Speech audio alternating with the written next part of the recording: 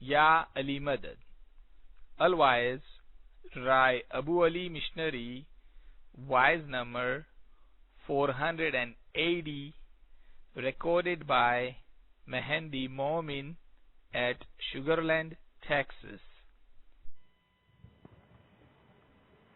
7th of December, year 2000. My wife in North Jamaat Khana, Chicago. Ya Ali Madad.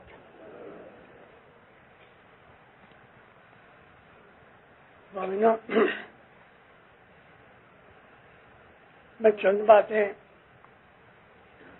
آج کی واعظ میں ایسی کہوں گا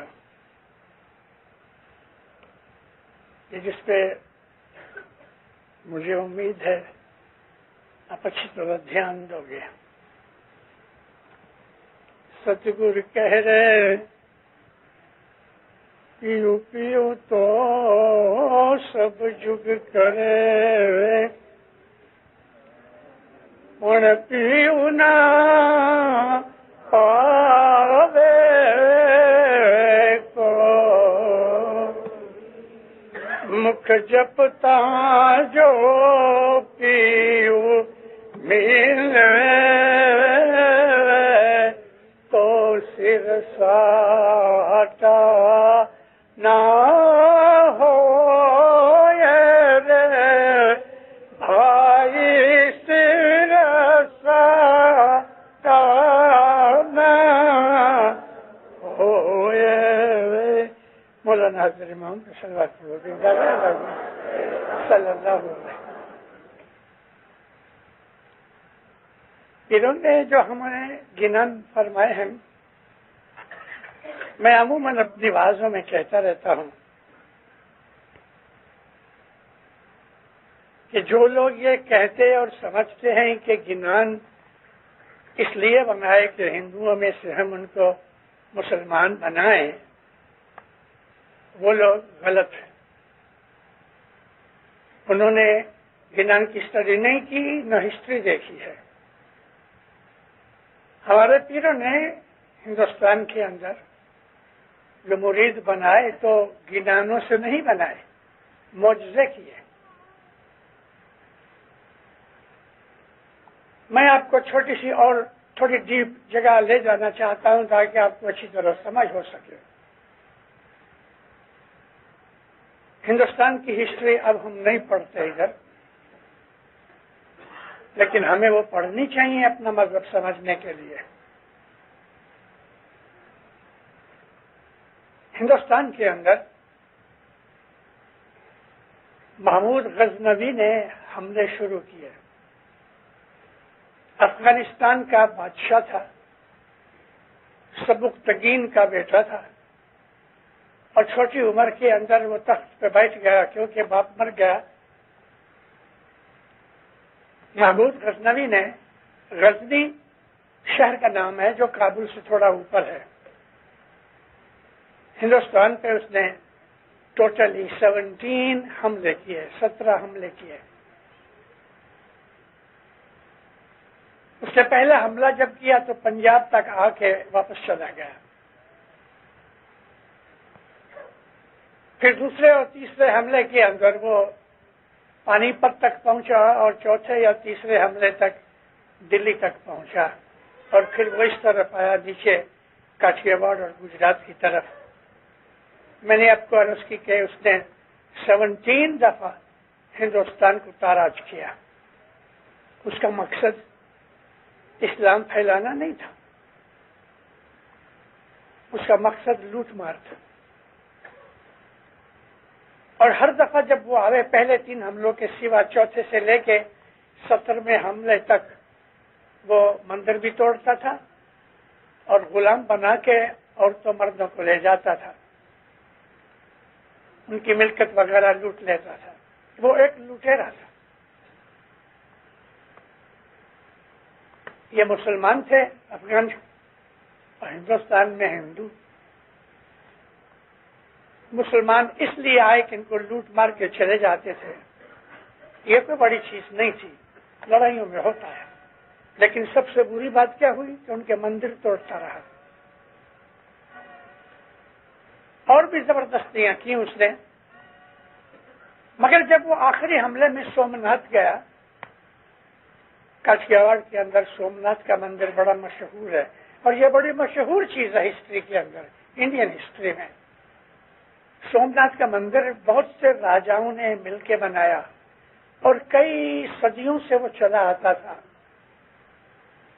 اس مندر میں یہ تھا، جو کاریگر تھے انہوں نے لوہے کی مورتی بنائی اور زمین میں اور اوپر مقناطیس میگنیٹس لگائے کہ جس کی وجہ سے یہ مورتی زمین سے اونچی اور چھت کے نیچے درمیان میں کھڑی رہی، کوئی تار وغیرہ سے باندھی ہوئی نہیں تھی۔ اور وہ جو لوگ ہندوستان کے ارد گرد اور ماننے والے تھے، بیچارے علم والے نہیں تھے، پڑھے لکھے نہیں تھے، سائنٹسٹ نہیں تھے، ان کو اس چیز کا پتہ نہیں تھا کہ نیچے میگنیٹ ہے، اوپر میگنیٹ ہے اور بیچ میں مورتی کھڑی ہے، اور اس کو ادھر کھڑی ہے بھگوان کی ایک بہت بڑی کرامت سمجھتے تھے، معجزہ سمجھتے تھے، اور سارے ہندوستان میں وہ سب سے بڑا مندر تھا۔ اور اس مندر کے اندر سونا چاندی وغیرہ چڑھاتے تھے، بے حساب دولت تھی مندر کے اندر۔ سومناتھ سے پہلے جب اس کو محمود کو پتہ لگا تو وہ خصوصی تیاری کر کے سومناتھ کا مندر لوٹنے آیا۔ اس نے مورتی کو ایک گرس مارا، یعنی ہتھوڑے کی طرح اتنا بڑا لوہے کا گولا مارا، اس کا بیلنس ہل گیا اور وہ گر پڑی۔ 2 لاکھ آدمی اس نے پکڑے، 2 لاکھ غلام بنائے، عورتوں اور مردوں کو۔ اس حملے نے ہندوستان کے دل کے اوپر ایک چیرا ڈال دیا اسلام کے خلاف۔ محمود کے 17 جو اٹیکس تھے ہندوستان کے اوپر، ہر اٹیک میں اسلام کے خلاف ایک کیل ٹھوک دیا۔ ہندوؤں کو نفرت ہو گئی، اور ایسی نفرت ہوئی کہ یہ 1000 سال کی بات کرتا ہوں۔ 1030 میں 1030 کی سال میں محمود مر گیا، اس کے بعد یہ ذرا شانتی ہوئی، لیکن پھر بھی شانتی نہ ہوئی۔ میں نے آپ کو یہ ایک بیک گراؤنڈ اس لیے بتائی کہ آپ کو گنانوں کی سمجھ آئے۔ 2 لاکھ آدمی، مردوں کو اس نے جا کے بیچ ڈالا مزدوری میں، عورتوں کو گھر میں ڈال دیا، بچوں کو قتل کر دیا۔ نہایت ہی سفاک، ظالم اور نردے یعنی جس میں دیا نہ ہوئے، ایسا شخص تھا وہ۔ اس کی پرسنالٹی کے ساتھ مجھے کوئی تعلق نہیں، مگر اس نے جو اسلام کو نقصان دیا اس کا آج تک اثر باقی ہے۔ یہ جو آج سے 8-9 سال پہلے ایودھیا کے اندر جو بابری مسجد توڑی گئی، یہ اس کا ریونج تھا۔ آج بھی مسلمانوں کو نفرت کرتے ہیں، 1000 سال گزر جانے کے بعد بھی مسلمانوں کو نفرت کرتے ہیں ہندو، اور ہندو کبھی بھی مسلمان کی دوستی میں نہیں آئے گا، وجہ ہوگی تو ہوگا۔ محمود مر گیا تو ہندوستان والوں کو ایسا ہوا کہ چلو ایک دینت گیا، لیکن امیڈیٹلی اس کے بعد محمد غوری آ گیا، اس نے بھی یہی کیا۔ اس کے بعد دوسرے مسلمان بادشاہ آئے، انہوں نے یہی کیا۔ مسلمان بادشاہوں نے اس میں سے صرف 10% ایسے لوگ تھے کہ جو دیا والے تھے، رحم دل تھے، وگرنہ سب کے سب۔ مغلیہ سلطنت کے اندر ہمایوں، بابر اور اکبر، جہانگیر یہ ٹھیک تھے، ہندوؤں سے مل گئے کیونکہ ان کو یہاں رہنا تھا، لیکن اورنگزیب نے بھی ایسا ہی کیا، اور اورنگزیب نے خاص طور پر سکھوں کو بہت ستایا۔ میں انڈین ہسٹری بیان کرنے نہیں آیا، لیکن بیک گراؤنڈ تیار کر رہا ہوں آپ کو سمجھانے کے لیے۔ اب ہندوؤں کے لیے جو یہ ہندوؤں کے دل میں جو مسلمانوں کی اور اسلام کی جو نفرت تھی، اس نفرت کے پیریڈ میں ہمارے امام مولانا مستنصر باللہ 18ویں امام نے ہمارے پیر نور الدین محمد کو ہندوستان بھیجا۔ مولانا پیر نور الدین محمد، ان کا نام ستگر نور ہے جو عام طور پر مشہور ہے. ادھر پیر ماں باپ آئے اور ہندوستان کی حالت دیکھ کے یہ پیروں کی فار سائٹ تھی، یہ پیروں کی ویژن تھی کہ ایسے سمے کے اندر اسلام کے لیے کس طرح کام کیا. کوئی دوسرے مسلمان فرقے والے ایسے ٹائم کے اندر ادھر آئے ہی نہیں. پیروں نے آ کے خاص طور پہ پیر ستگر نور نے یہ بنیاد ڈالی. پہلے اپنا نام بدلایا، نور الدین محمد سے ستگر کر دیا، اور انہی کی طرح کے گیروے رنگ کے اورنج کلر کے کپڑے پہن کے ایک ہندو سادھو کی طرح کا بیس بدلا. پھر ان کے اندر بیٹھ کے ان کی زبان سیکھی. ہمارے جو پیر تھے دینداروں، وہ آل رسول تھے. جس طرح ہمارا امام آل رسول ہے، اس طرح ہمارے پیر آل رسول ہیں. اور ایک اور دوسری بات ہے کہ پیر امام کی فیملی میں سے ہی ہوتا ہے، امام کی فیملی کے باہر پیر نہیں ہوتا. ہمارے ایک دو ایسے بڑے بزرگ ہو چکے ہیں کہ جن کو ہمارے اماموں نے پیر کا لقب دیا، جیسے کہ پیر سبزلی کو امام سلطان محمد شاہ داتار نے پیر کا لقب دیا موت کے بعد، زندگی میں نہیں.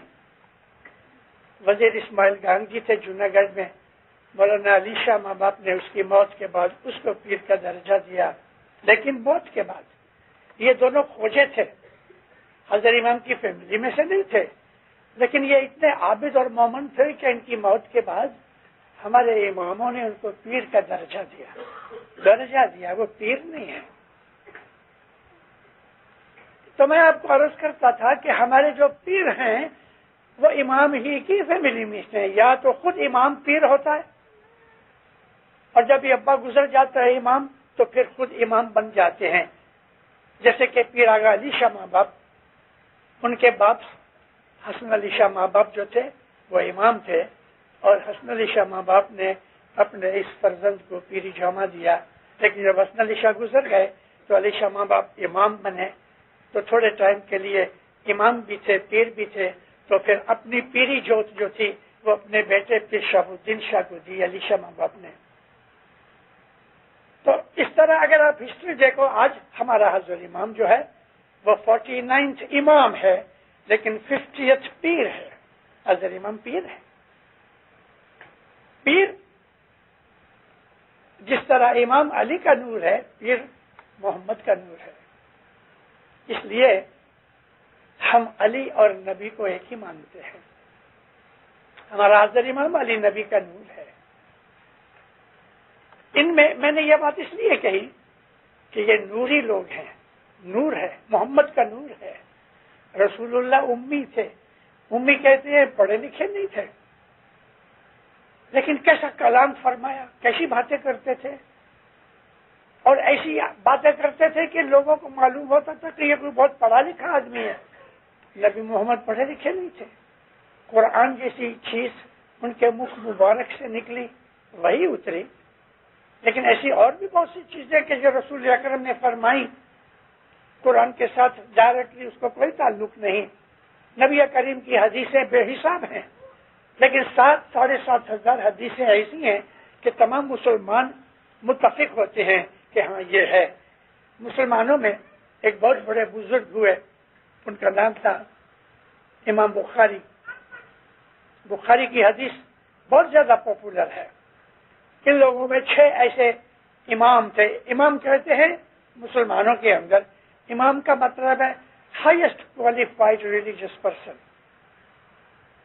نماز پڑھانے والے کو بھی امام کہتے ہیں.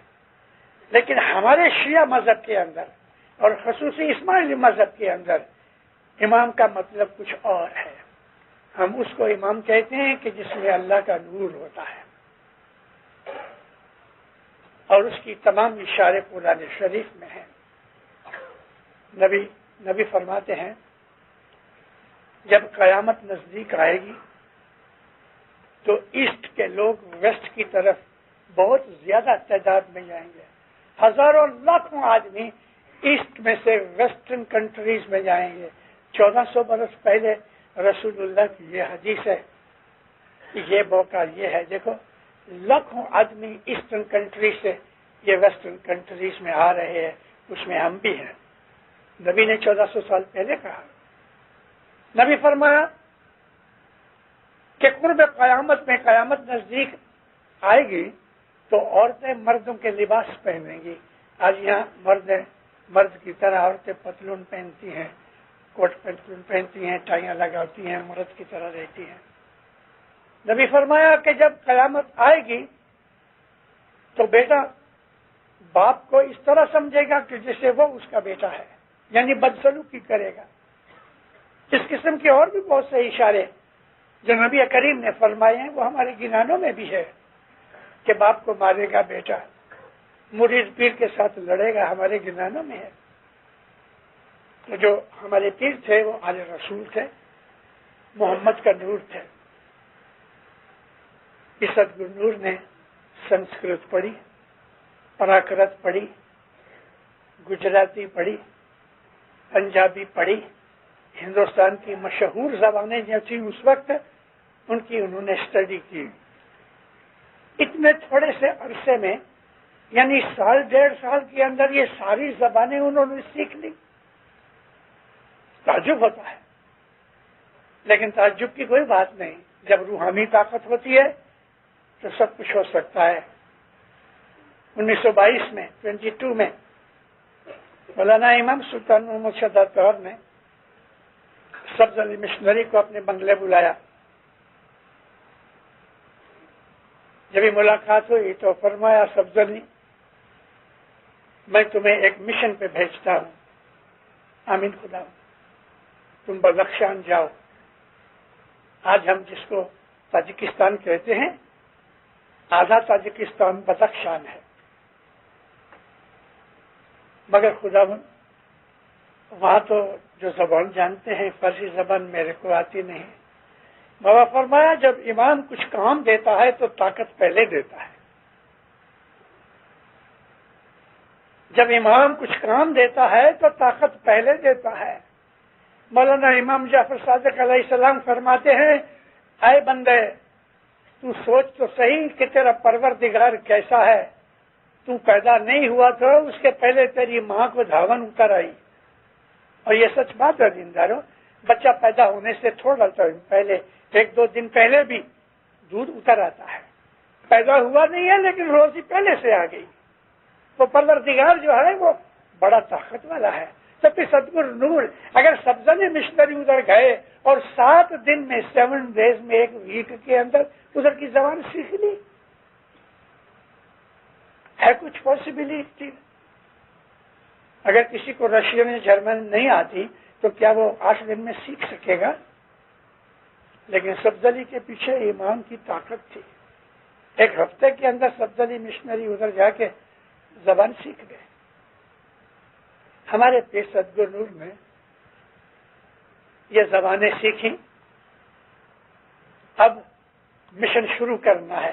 پہلے لوگوں کی سب کی اسٹڈی کر لی. پھر ماں باپ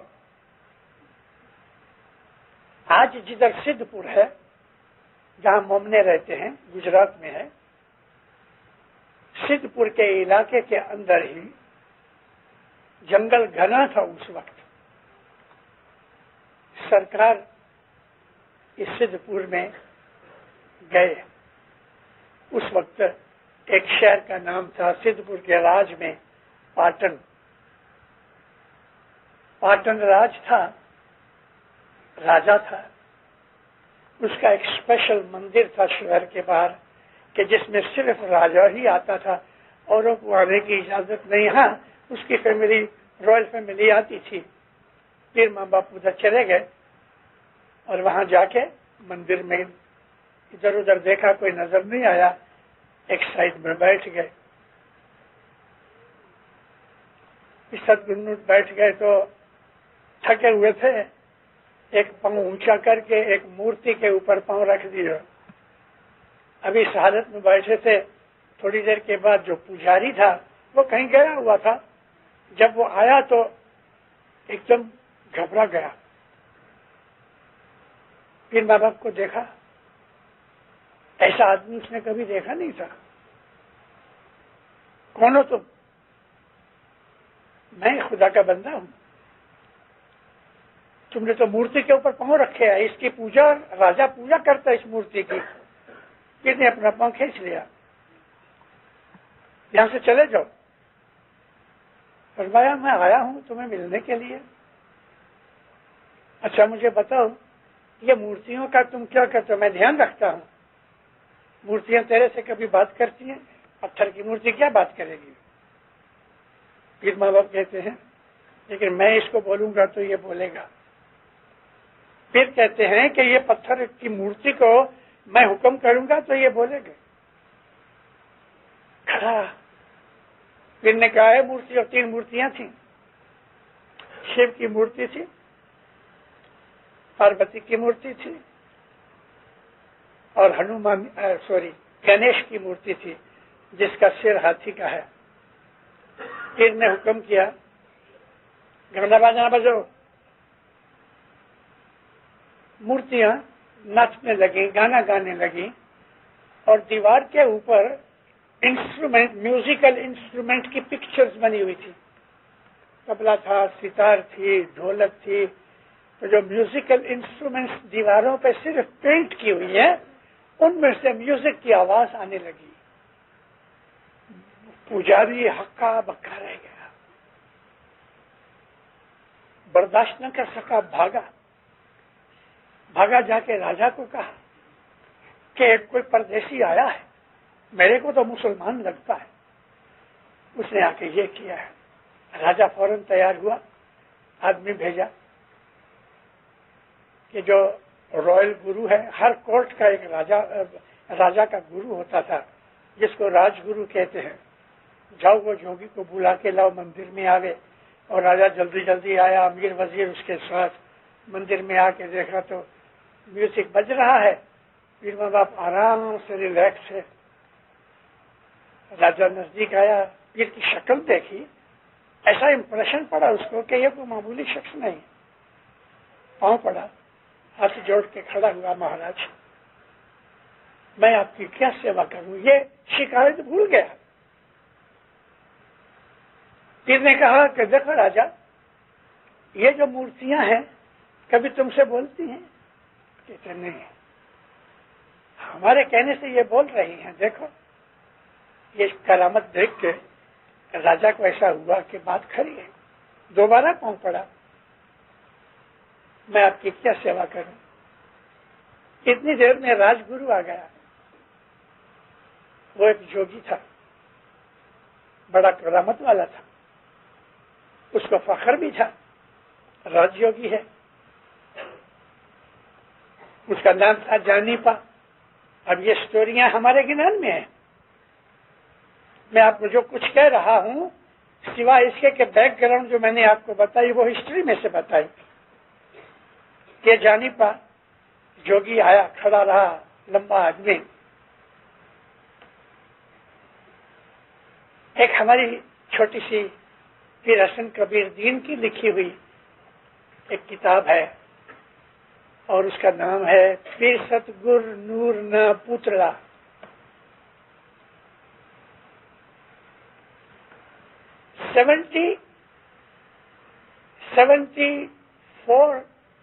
سیونٹی تھری ہماری کتابیں ہیں گنانوں کی.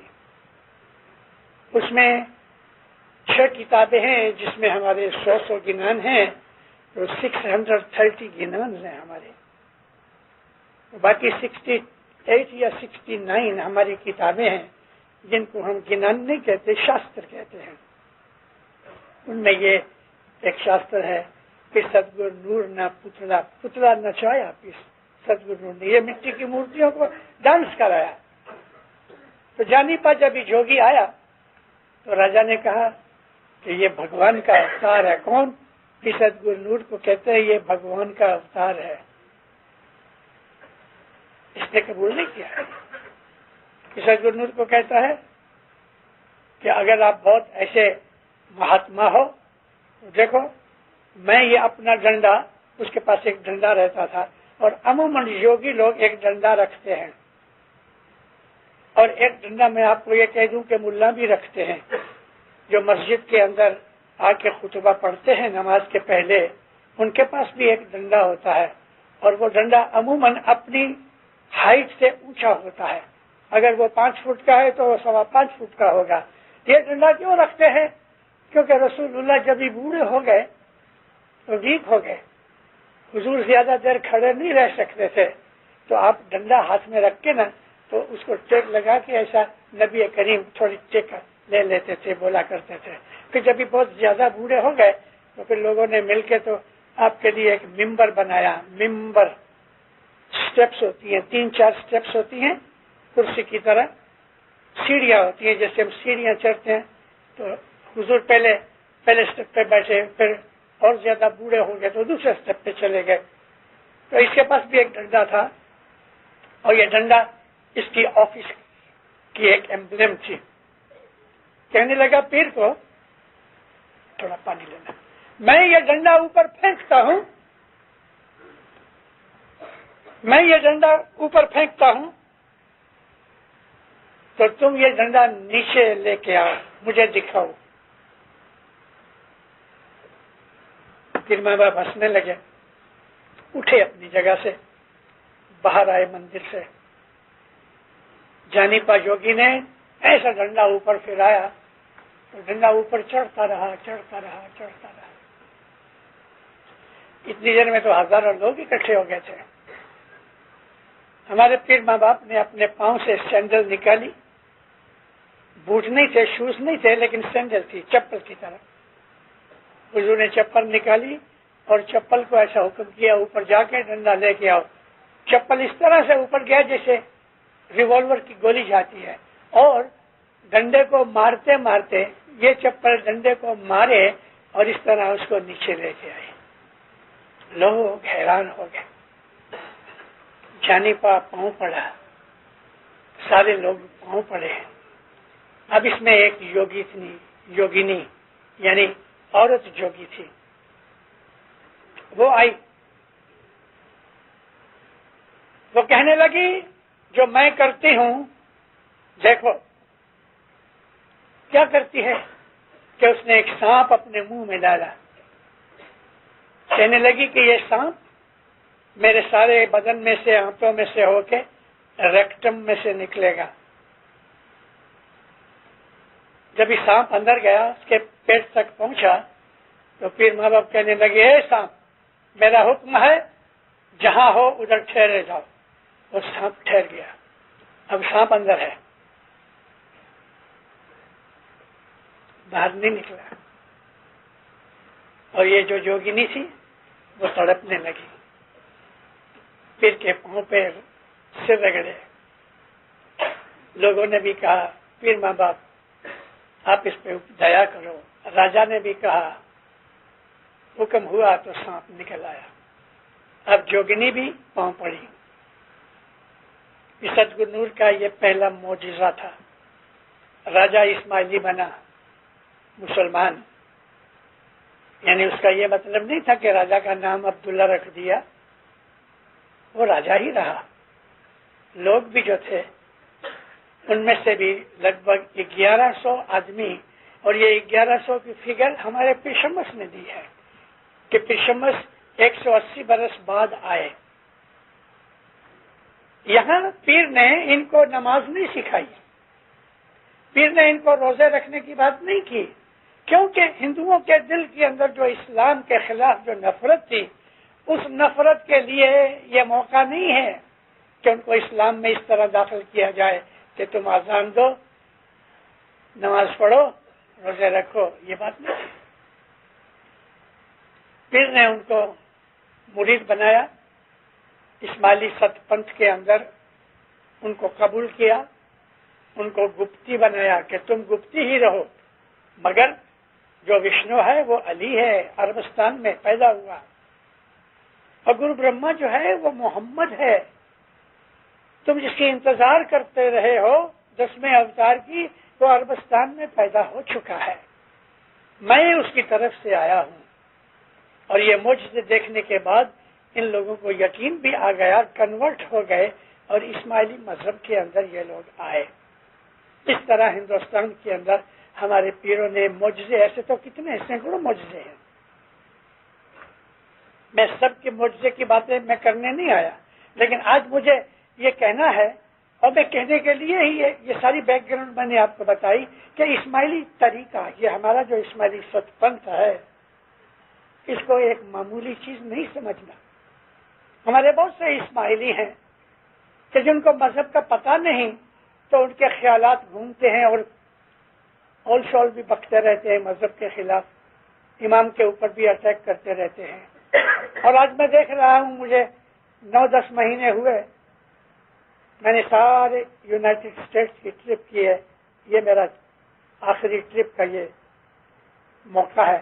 کل میں نے اپنا سارا یونائٹڈ اسٹیٹس پورا کیا 9-10 مہینے میں، اور مجھے جاننا ملا، بہت سی چیزیں جاننے ملی. کیا جاننا ملا؟ کچھ ایسے لوگ ہیں ہندوستان پاکستان سے آئے ہیں اسماعیلی کے طور پہ، یہاں آ کے جماعت خانے نہیں آتے، مسجدوں میں جاتے ہیں، نمازیں پڑھتے ہیں، دعا نہیں پڑھتے. ایسے بھی لوگ ہیں جو جماعت خانے کبھی کبھی آ جاتے ہیں، لیکن دعا میں بیٹھے ہوتے ہیں، سجدہ نہیں کرتے، ایک بات بھی نہیں پیتے، آتے ہیں بیٹھے ہوتے ہیں. جب ارشاد و دیدار کا پنجہ ہوتا ہے تو پنجہ لے لیتے ہیں. ایسے بھی مرید ہیں جو جماعت خانے آتے ہیں، کیونکہ ان کو اپنے مذہب کا ابھی تک پتہ نہیں. بعض ایسے لوگ ہیں جو یہ کہہ رہے ہیں کہ ہمارے ہاں بہت سی ہندوؤں کی رسمیں ہیں، ہمارے گنانوں میں ہندوؤں کے نام ہیں. تو کیا ہوا؟ قرآن شریف کے اندر بھی نان مسلمانوں کے قصے خدا نے بیان کیے ہیں، جو مسلمان نہیں تھے، کافروں کی باتیں کی ہوئی ہے اللہ نے. اس کے اندر بھی ایسے بہت سے الفاظ ہیں کہ جو عربی زبان کے اندر نہیں تھے، باہر کی قوموں میں سے آتے تھے. یہ ایک تاریخ ہے، ہسٹری ہے کہ جو ہمارے گنانوں کے اندر راجہ ہریش چندر کی بات کی. اب راجہ ہریش چندر کو کئی ہزار سال ہو چکے ہیں، تو کیا راجہ ہریش چندر کا نام لینے میں ہمیں گناہ ہے؟ بھائی ہریش چندر اس کا مطلب یہ ہے اللہ کا چاند، تو بدر علی نام رکھ دو ہریش چندر کی جگہ، تو خوش ہو جائیں گے. ابھی ہریش چندر بولیں گے تو ہم کو برا لگے گا. یہ ہماری اگنورنس ہے. پیروں نے اس طرح یہ مذہب، اسماعیلی مذہب شروع کیا. یہ لوگ گپتی رہے، آج بھی زندہ رہو. آج بھی ہندوستان کے اندر 1 لاکھ سے زیادہ گپتی اسماعیلی ہیں. وہ ہندو ہیں، ہندوؤں جیسے کپڑے پہنتے ہیں، ہندوؤں کی طرح رہتے ہیں، تمام رسم و رواج ہندوؤں کی ہے، لیکن اسماعیلی ہیں. دسویں دیتے ہیں، دعا پڑھتے ہیں، مولا کو مانتے ہیں، مگر چھپ کے مانتے ہیں. یہی چیز کہ ستگرو نور نے شروع کی. مذہب کیا ہے؟ امام کی تابعداری، اللہ کے نور کی شناخت. اگر ہم اللہ کا کلام دیکھتے ہیں، محمد مصطفیٰ کا کلام دیکھتے ہیں، تو ہم کو کئی سوالوں کے جواب نہیں ملتے. فار انسٹنس، اللہ کہتا ہے میرا دین جو ہے وہ اسلام شیلی آخری قسط ہے. اس کے پہلے جتنے بھی نبی آئے وہ سب مسلمان تھے. مسلمان ہم کس کو کہتے ہیں؟ کہ جو عربی جانتا ہوئے یا عربوں کی سویلائزیشن پہ چلے. کیا یہ مسلمان؟ اللہ کہتا ہے ہر نبی میرا مسلمان تھا، اور ہم مسلمان اس کو سمجھتے ہیں کہ جو عربی جانتا ہوئے، عربوں کا ڈریس پہنے، 5 وقت نماز پڑھے. یہ بات نہیں ہے. جو حقیقت سمجھنے جیسی ہے وہ حقیقت ہے. ہم ابراہیم علیہ السلام کا ذکر کرتے ہیں تو ابراہیم علیہ السلام مسلمان تھے. نوح نبی تھے، وہ مسلمان تھے. چلو یہ مان لو، ہم کو 96 نبیوں کے نام قرآن، تورات اور زبور میں سے ملتے ہیں. 96 محمد کے ساتھ، آدم سے لے کے محمد تک ہم کو 96 نبیوں کے نام ملتے ہیں. اور اللہ کہتا ہے کہ 124,000 نبی بھیجے، تو باقی کے کدھر تھے؟ اللہ کہتا ہے ہر ملک میں، ہر قوم میں، ہر زمانے کے اندر میں نبی بھیجتا رہا. تو ہندوستان میں بھی نبی آئے ہوں گے نا اللہ کے کہنے سے. تو ہندوستان کے اندر نبی آئے ہوں گے تو ان کے نام کوئی محمد اور عیسیٰ جیسے تو نہیں ہوں گے. چائنا میں نبی آئے، افریقہ میں آئے، ارے یہاں بھی آئے اسٹیٹس کے اندر، جو ہمیں پتہ نہیں ہے، کیونکہ اللہ نے کہا ہے ہر ملک میں، تو اسٹیٹس بھی ایک ملک ہے، میکسیکو ملک ہے، کینیڈا ملک ہے، تو ان ملکوں کے اندر بھی نبی آئے ہوں گے، ہم کو معلوم نہیں، ہسٹری ابھی مٹ چکی ہے۔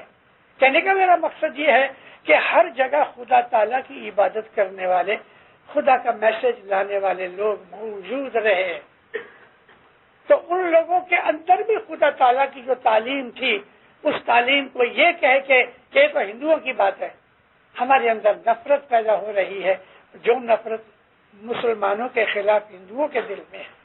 ہمارا مذہب اسماعیلی طریقہ جو ہے اس نے اس چیز کو کلیئر کر دیا۔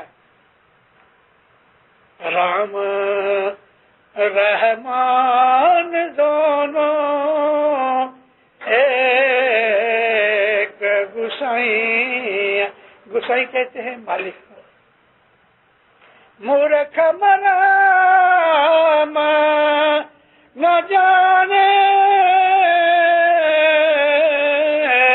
صاحب جی تو مورے من بھا۔ مورخ جو ہیں وہ اس چیز کو نہیں سمجھتے کہ رام اور رحمان ایک ہی گسائی ہے، ایک ہی مالک ہے۔ ہندو، مسلمان، عیسائی، بدھ، سکھ، جتنے بھی دنیا کے لوگ ہیں ان کو پیدا کرنے والا ایک ہی پروردگار ہے۔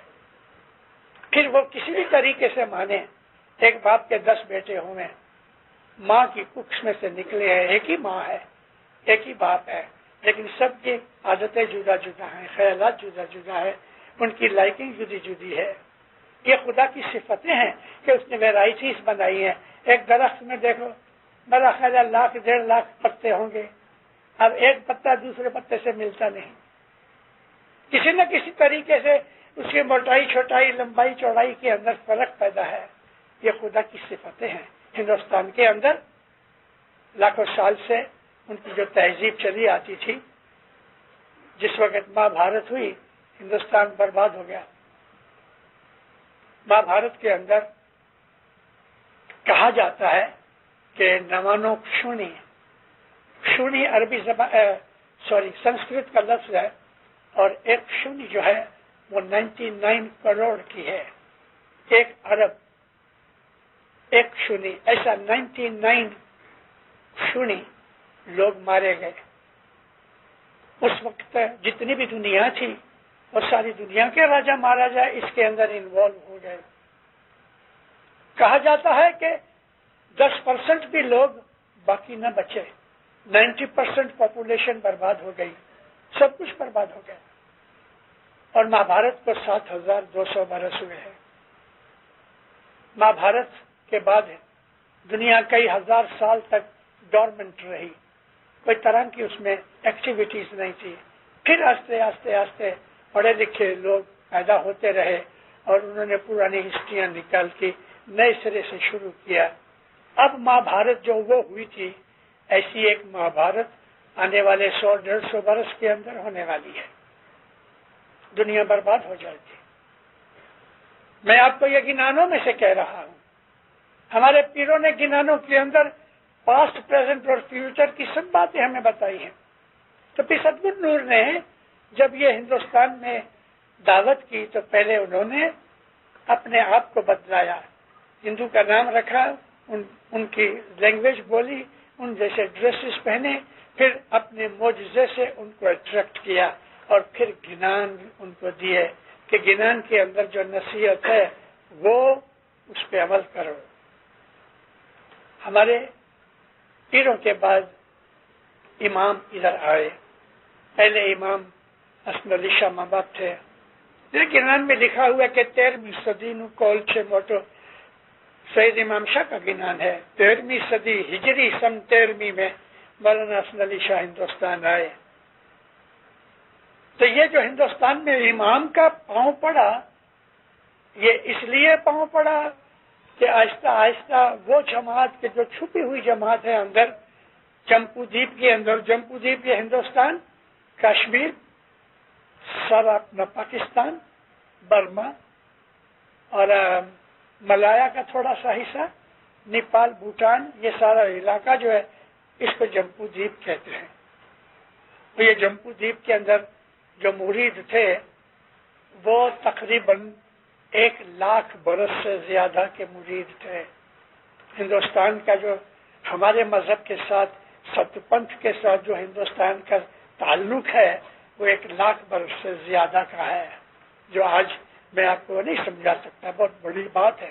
مگر ہندوستان کے ان مریدوں نے پیروں کے کہنے کے حساب سے لائف کے بعد لائف اور لائف آفٹر لائف اوپر نہ آ سکے. ایوولوشن کی تھیوری کے حساب سے انہوں نے بہت دکھ اٹھائے، تکلیفیں اٹھائیں. میں آپ کو ایک مثال دوں. دیکھو، ہمارے مسلمان بھائی ہیں، ان میں علم نہیں ہے، اور علم نہ ہونے کی وجہ سے ان کی جو نظر ہے وہ لمیٹڈ رہ گئی ہے. اس لیے وہ بہت سی چیزیں اندر کی سمجھ ہی نہیں سکے. ایوولوشن کی تھیوری اللہ نے قرآن کے اندر ذکر کیا ہے. لائف آفٹر لائف کا ذکر قرآن پاک میں ہے. ہندوؤں کے اندر ایک بڑی مشہور چیز ہے لا آف کرما. وہ قرآن پاک عمل کے حساب سے بھرا پڑا ہے. ہمارے پیروں نے قرآن شریف کی اس تعلیم کو اپنے گنانوں کے اندر سمجھایا ہے کہ جس کے لیے امام نے سٹیمپ لگائی، امام سلطان محمد شاہ نے، کہ جو گنان ہے پیروں کے وہ قرآن شریف کی تفسیر ہے. تفسیر کہتے ہیں انٹرپریٹیشن کو. قرآن کو سمجھنے کے لیے گنان ضروری ہے کیونکہ ہماری زبان ہے، اور اگر گنان سمجھ آتے ہیں تو قرآن بھی سمجھ میں آتا ہے. پھر صدرین جو تھے وہ قرآن لکھتے تھے اور بیچا کرتے تھے، اس میں سے دسمن نکال کے کھاتے تھے، کیونکہ قرآن علی نبی کے گھر پہ اترا. اور علی نبی کی نسل، یہ ہمارے شاہ پیر جو ہیں، یہ علی نبی کی نسل بی بی فاطمہ کی اولاد ہیں. میں اپنی باتوں میں کہا کرتا ہوں کہ قرآن علی نبی کے گھر میں اترا. حضرت ابو بکر اور عمر کے گھر میں قرآن نہیں اترا، ہمارے مولا کے گھر میں اترا. تو قرآن کے اوپر جتنا ہمارا تعلق ہے یا دعویٰ ہے اتنا دوسروں کا ہو ہی نہیں سکتا. ہمارے مولا کے گھر میں قرآن اترا ہے. قرآن پڑھو اور سمجھو، کیونکہ قرآن ہمارا ہے، ہمارے مولا کا ہے. تو ہمارے اماموں نے گنانوں کے اندر ہمیں قرآن کی تعلیم بتائی. ایک اللہ ہے، اللہ ایک قسم سب کا، محمد اس کا نبی ہے، اور محمد کو سمجھے بغیر ہم امام کو سمجھ نہیں سکتے. اور قرآن پڑھو کیونکہ قرآن جو ہے وہ مومن کے دل کے اندر رہتا ہے. مومن دل قرآن، مشرک من تو کافر کہیں. جس آدمی کے دل کے اندر دو خدا کی باتیں ہیں وہ مشرک ہے، وہ کافر ہے. مومن دل قرآن، مومن کا جو دل ہے وہ قرآن کی طرح ہے. گنانوں کی اس تعلیم کو سمجھنے کے بعد ہمیں سوچتا کیا ہے؟ روحانیت سوچتی ہے. کیا ہم اس دنیا کے اندر آئے ہیں، 80-100 برس جیے اور مر گئے؟ کیا انسان کی زندگی صرف یہ 2 اینڈز میں ہے؟ 100 برس سمجھ لو. اس کے اندر آدمی پیدا ہوتا ہے، 6-7 برس تک تو وہ بچپن میں رہتا ہے، پھر تھوڑا بڑا ہوتا ہے، لڑکا بنتا ہے، لڑکی بنتی ہے، 12-13 سال کی عمر میں جوان ہوتے ہیں، 20-25 برس کی عمر کے اندر شادی کرتے ہیں، اپنا رزق کماتے ہیں، پھر بچے ہوتے ہیں، فیملی ہوتی ہے. 50-60 برس کی عمر تک کھایا پیا، دغا فریب کیا، چوری چکاری کی، جھوٹ بولے، دولت اکٹھی کی، ایک خوبصورت مکان لیا، موٹر وغیرہ ہے، نوکر چاکر ہے. 60-65 برس میں بوڑھا ہو گیا، 70-80-85 برس کی عمر میں مر گیا. بس زندگی کا مقصد پورا ہو گیا. کیا خدا نے یہ سب اتنی کرامت کی، اتنی سرشٹی پیدا کی، اتنی کائنات بنائی، کریشن کی، یہ 70-80-100 برس کے لیے؟ اور اس کے اندر انسان کی ایکٹیو لائف کتنی؟ 10-12 برس تک تو بچہ ہوتا ہے، آج 20-25 برس تک تو یونیورسٹی میں پڑھتے ہیں، پھر کہیں جا کے وہ روزگار وغیرہ میں پڑھتے ہیں، 65 برس میں ریٹائرڈ ہو جاتے ہیں. تو 40 برس کے قریب ہماری زندگی کے ایکٹیو اور پروڈکٹیو ہوتے ہیں. بس ہماری کیا یہی زندگی ہے؟ کیا ہم اس لیے دنیا میں آئے؟ کیا ہمارا بدن جو ہے یہی چیز ہماری ملکت ہے؟ کبھی بیٹھ کے ہم نے اسٹڈی کیا؟ پیر کہتے ہیں کہ جب تو ماں کے پیٹ میں اسٹیبلش ہوا، سپرم آیا، تو اس وقت تیرا حساب کتاب لکھا گیا. جب تو 16 ویک کا ہوا تو تیرے اندر روح داخل ہوئی. اس کے پہلے روح نہیں تھی، لائف تھی. روح اور چیز ہے، جیو اور چیز ہے. یہ چیزیں ہمیں پیروں نے بتائی تھنکرز کے لیے، آخرت کی تھنکنگ کے لیے. نبی کریم ہم اتنا ہی ہے، نماز پڑھے، روزہ رکھے جو آج مسلمان کر رہے ہیں. حضور فرمایا نہیں، اس سے بہت زیادہ ہے. تو یہ نبی اور کیا ہے؟ تب پھر نبی نے ان کو یہی کہا کہ دیکھو تم پیدا ہوئے، ایک دن مر جاؤ گے. ایسا نہیں سمجھنا کہ یہی دنیا اور یہی زندگی ہے. جس طرح تم غائب سے آئے، موت کے بعد غائب میں چلے گئے، لیکن اور دنیا بھی ہے کہ جو تم کو آنکھوں سے نظر نہیں آتی، کانوں سے سن نہیں سکتے. یا نبی وہ کیا ہے؟ حضور فرمایا وہ روحانی دنیا ہے. یا نبی اس دنیا کے لیے ہم کیا کریں؟ اللہ کے نبی نے فرمایا آدھی رات کو اپنی نیند میں سے اٹھو، اندھیرے میں اٹھو، اپنے مولا کو یاد کرو، آہستہ آہستہ اس کے نام کا ورد کرو. یا اللہ یا اللہ. اللہ تعالیٰ قرآن شریف میں فرماتا ہے نبی آدھی رات کے بعد یا 1/3 رات، 1/3 نائٹ، تو اور تیری پارٹی والے، یہ پارٹی والے رات کو اٹھ کے اللہ کی عبادت کرتے ہو. اللہ اس سے واقف ہے. ہم اس کی نزدیکی چاہتے ہیں. ہم جب کسی کو ملنا چاہتے ہیں تو اس کو یاد کرتے ہیں، اور جب ہم کسی کو یاد کرتے ہیں تو ہم پکار کرتے ہیں، ہم اس کا نام لیتے ہیں. خدا کا نام لینا عبادت ہے. صرف اتنا ہی نہیں، خدا کے نام میں ہمارے لیے عشق و محبت ہے. اللہ فرمایا آدھی رات کو اٹھ کے اللہ کو یاد کیا کرو. اور یہ وہ لوگ تھے کہ جو آدھی رات کو اٹھ کے آہستہ آہستہ اندھیرے میں اللہ کو یاد کرتے تھے. اللہ کہتا ہے اندھیرے میں. کیوں اندھیرے میں؟ اس لیے کہ اگر آنکھیں کھلی ہیں تو انسان کنسنٹریٹ نہیں کر سکتا. ادھر ادھر اس کو چیزیں نظر آتی ہیں، آدمی آتے ہیں جاتے ہیں. آدھی رات کو اندھیرے میں اس لیے بھی ہے کہ اس وقت آدمی بھی سوئے ہیں، جانور بھی سوئے ہیں. اس وقت کوئی ڈسٹربنس نہیں ہوتی. آدھی رات کو اس لیے کہ آدھی رات کے بعد اٹھنا بڑا مشکل ہے. شوق ہوئے بندگی کا اور عشق ہوئے اللہ کا، وہی آدھی رات کو اٹھ کے اس طرح سے بندگی کرتے ہیں. تو ہمارے پیروں نے ان کو مذہب سکھایا. شام کو اس زمانے کے اندر جماعت خانوں کو دھرم سرا کہتے تھے. دھرم سرا مذہب پہ عمل کرنے کی جگہ. اور پھر ستگرو نور ماں باپ نے سنسکرت کا ایک لفظ کوائن کیا. کوائن مینس بنایا، وہ ہے گت. گت کہتے ہیں سنسکرت ڈکشنری میں شرنے جوانی جگہ.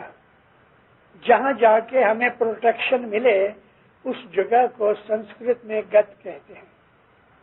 دیکھو یہ ہم گت میں بیٹھے ہیں، جہاں لوگ مل کے بیٹھ کے عبادت کرتے ہیں. گت لوکا جیے امایو شام، گت سروور ماں جھیلتا موتی امولک لادا. یہ گت ہے. اس کو پیر نے ایک جھیل کی طرح، ایک لیک کی طرح بنایا کہ جو گت ہے وہ ایک لیک ہے جس میں بہت سے موتی ہیں. وہ موتی ایک تو خانہ ودان ملتی ہے، یہ موتی ہے. دعا پڑھتے ہیں، یہ موتی ہے. کنان بولتے ہیں، یہ موتی ہے. تسبیح نکالتے ہیں، یہ موتی ہے. ادھر آ کے جو سکھ ملتا ہے، جو شانتی ملتی ہے، گناہوں سے بچنے کے لیے جو ہمیں تھوڑا سا وقت ملتا ہے، یہ عظیم نعمت ہے خدا تعالیٰ کی۔ پھر فرمایا شام کو تم گت میں ملو، اس کا نام دھرم سلا رکھا۔ اور گنانوں میں سے مجھے ملا ہے کہ گت کس طرح چالو ہوئی۔ ایک سٹور تھا بہت بڑا، وہ سٹور کو صاف کلین کر کے پھر ماں باپ نے وہاں جماعت چالو کی، مکھی بنایا، کمریا بنایا۔ اس طرح سے جماعت کا سلسلہ جو آج ہے یہ 1000 برس ہوا کہ سدگرو نور نے بنایا، اور اس کے بعد دوسرے پیروں نے آ کے اس کے اندر تھوڑی سی تبدیلیاں بھی کی، ہمارے اماموں نے بھی تبدیلیاں کی۔ میں نے تھوڑے ہی دن پہلے ایک واعظ میں ذکر کیا کہ 1899 101 برس پہلے امام سلطان محمد شاہ داتار زنزبار گئے۔ سلطان محمد شاہ کی عمر اس وقت 23 ایئرس کی تھی، 22 ایئرس کی۔ پیر بھی ہے، شاہ بھی ہے۔ مولا ادھر ٹھہرے، 1 مہینے تک تو جماعت کے کام کاج کیے، مہمانیاں کھائیں، فرمان کیے، اور پھر ایک دن یکایک کسی کو خبر کیے بغیر مولا راجا کی گاڑی کے اندر، گھوڑا گاڑی میں زنزبار کے جماعت خانے میں آئے۔ بچے کھیل رہے تھے، انہوں نے دیکھا کہ یہ تو مولا کی گاڑی ہے، باغے اوپر مکھی صاحب مولا باپا آیا، مولا باپا آیا۔ مکھی صاحب کمرے صاحب نیچے آئے، مولا کو ریسیو کیا، سرکار اوپر آئے، کرسی منگائی گئی، مولانا سلطان محمد شاہ زنزبار کے جماعت خانے میں بیٹھے۔ اس وقت یہ جماعت خانہ جو ابھی زنزبار کا نہیں تھا، مگر اسی جگہ پرانا جماعت خانہ تھا۔ جماعت اکٹھی ہو گئی، ارد گرد جو لوگ نہیں آئے تھے ان کو پتہ لگ گیا، بھاگتے بھاگتے آئے، جماعت خانہ بھر گیا۔ مولا فرمایا میں تم کو کہے بغیر آ گیا ہوں، مجھے دیکھنا ہے کہ تم اپنے جماعت خانے میں کیا کرتے ہو۔ ابھی تک دعا کا ٹائم نہیں ہوا تھا۔ مولا بیٹھے، کچھ باتیں کی، مکھی کمریا دونوں سائڈ پہ ہاتھ باندھے کھڑے ہیں۔ جب یہ ٹائم ہوا دعا کا تو مکھی نے عرض کی خداوند دعا کا ٹائم ہوا، اچھا دعا پڑھو۔ اب امام بیٹھا ہے، دعا پڑھائی جا رہی ہے۔ حضرت امام کی حاضری میں دعا پڑھی جائے، کتنا آدمی کو سکھ ملے اور کتنا ثواب ملے۔ جب یہ دعا پوری ہوئی تو سلطان محمد شاہ نے خانوادان فرمائی جو مکھی بولتے ہیں، اس وقت پرانی دعا تھی۔ بعد میں مکھی کو پوچھا مکھی ابھی کیا ہے، تو کہنے لگا خداوند ابھی ہم ناندی کریں گے۔ اچھا، اس وقت پہلی دعا کے بعد ناندی ہوتی تھی، ناندی لے کے لوگ گھر چلے جاتے تھے کسی کو جانا ہوگا تو۔ جب یہ ناندی شروع ہوئی تو امام خود کھڑے ہو کے تو ناندی والے کے پاس جا کے کھڑے ہو گئے۔ ابھی وہ ناندی والا تھر تھراتا ہے، مولا ادھر کھڑا ہے، مولا کو کچھ ناندی لینی نہیں، دیکھتا تھا۔ تو جب اس نے بہت کھینچا تو صاحب فرمایا دیکھو 3 دفعہ بولو، بہت زیادہ مت کھینچو۔ وہ زمانے میں جرمن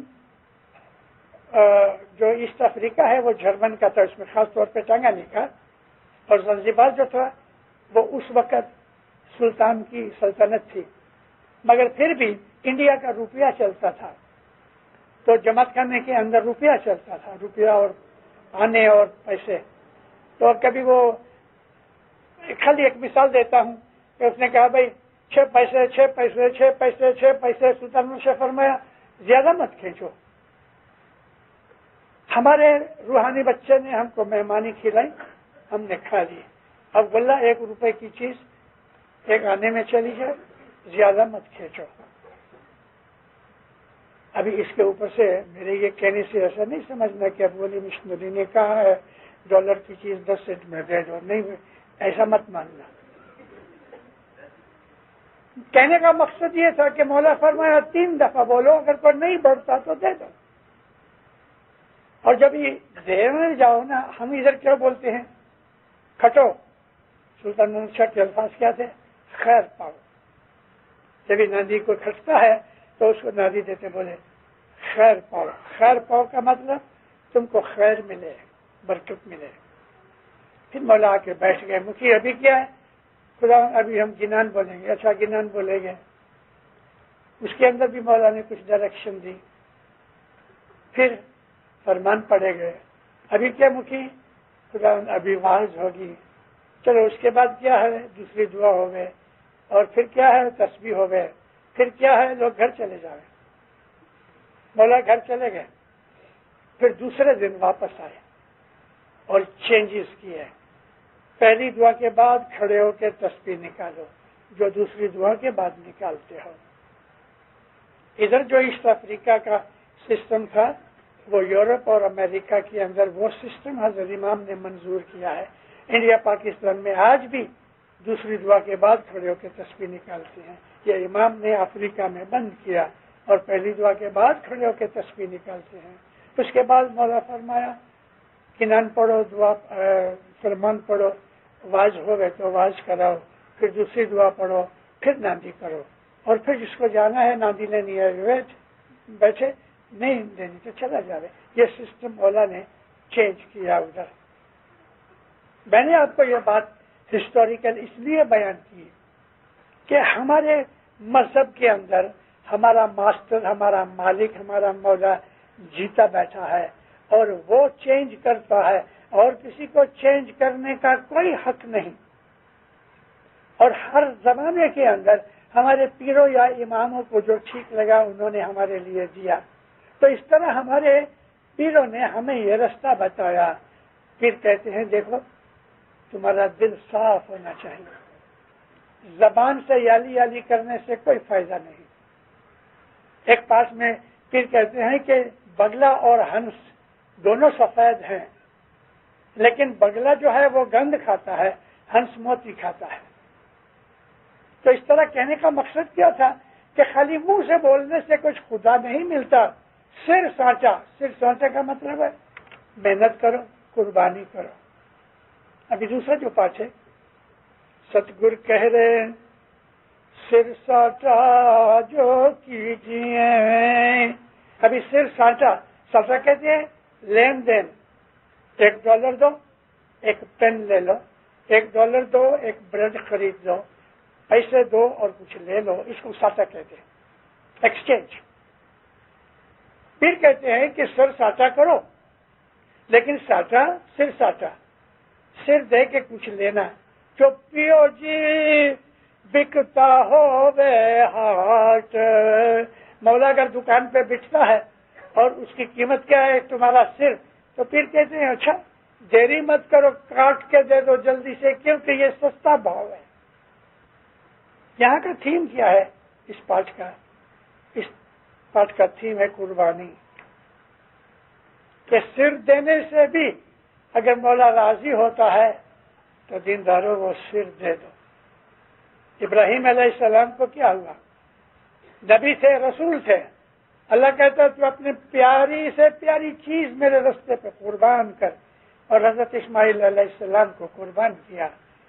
مذہب کے اندر خدا کی مہربانی اور خدا کی برکت، خدا کی رحمت، خدا کا نور اور اس کی خوشی حاصل کرنے کے لیے ہمیں دکھ اٹھانے پڑتے ہیں اور پڑھنے چاہیے، کیونکہ ان دکھوں کو دیکھ کے اگر مولا ملتا ہے تو ایسے تو بہت اچھا ہے۔ صبح اٹھنا مشکل ہے نا، صبح 4 بجے آنا جماعت خانے میں مشکل ہے، لیکن کبھی یہ مشکل ہم اٹھا لیں گے تو یہ ہماری قربانی ہے۔ نور کو پانے کے لیے ہم اتنی قیمت نہیں دے سکتے۔ اپنا گھر بار چھوڑ کے، کام چھوڑ کے جماعت خانے آویں، حضرت امام کی محبت کے لیے آویں، تو ہم یہ نہیں کر سکتے۔ یہی چیز ایمان کی ماپ ہے، میجرمنٹ ہے کہ ہم اپنے امام کو کتنا چاہتے ہیں۔ اسماعیلی مذہب جو ہے اس کا سارا دور و مدار محبت کے اوپر ہے۔ ہم اپنے مولا سے پیار کرتے ہیں، اور پیار کے اندر قربانی تو کوئی بڑی چیز ہی نہیں ہے۔ ہم اپنے مولا کی حکم برداری میں رہتے ہیں، محبت سے رہتے ہیں۔ پھر بھی ہمارا مولا ایسا ہے کہ جیسے جیسے وقت گزرتا جاتا ہے تو ہمارے لیے آسانیاں پیدا کرتا جاتا ہے۔ ہمارا مذہب مشکل نہیں ہے، مشکلیں ہیں، اور وہ مشکلیں ہیں صبح کی عبادت کے لیے، مشکلیں ہیں اپنے مذہب کو ٹکانے کے لیے، لیکن مذہب پہ عمل کرنے کے لیے اگر کوئی آدمی من میں دھار لے تو اس کے لیے مشکل آسان ہو جاتی ہے۔ اور روز جماعت کرنے آؤ، یہ قربانی ہے۔ اپنی محنت کی ہوئی کمائی میں سے ہمارے مذہب کے اصولوں کے حساب سے اس میں سے 10 من نکالو، جو مولا کا حق ہے، یہ بھی ایک قربانی ہے۔